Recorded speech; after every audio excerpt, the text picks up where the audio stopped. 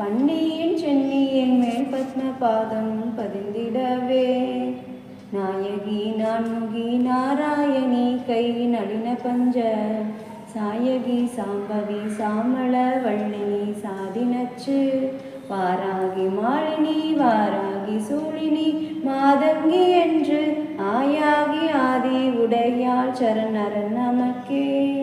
நாயேனையும் இங்கு ஒரு பொருளாக நயந்து வந்து நீயே நினைவின்றி ஆண்டு கொண்டாய் நின்னை உள்ள வண்ணம் பேயேன் அறியும் அறிவு தந்தாய் என்ன பேரு பெற்றேன் தாயே மலை மகளே செங்கன் மாத்திரு தங்கைச்சியே என் குறை தீர நின்றேற்றுகின்றேன் இனி யான் பிறக்கின்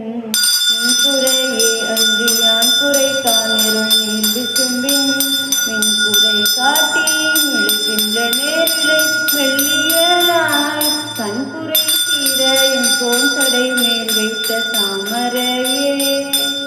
நன்றே வருகினும் தீரே விலகினும் நான் அறிவது ஒன்றேயும் இல்லை எனக்கே பரம் எனக்குள்ளமெல்லாம் அன்றே எனது அறிந்து விட்டேன் அறியா குணங்கள்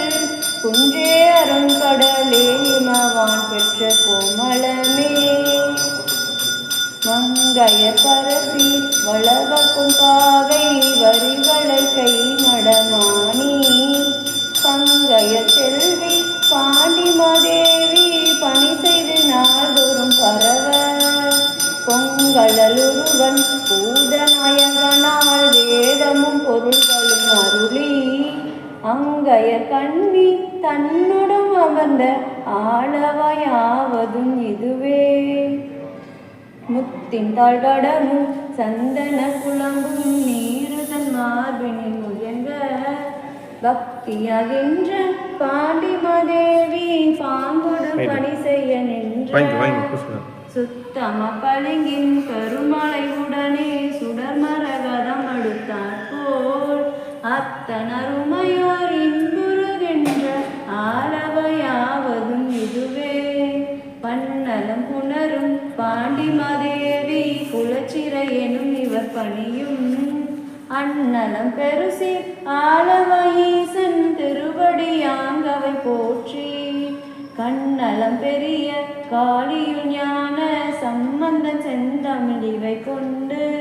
இந்நலம் பாட வல்லவரிமையும் ஏற்றவிற்றிருப்பதும் இனிதே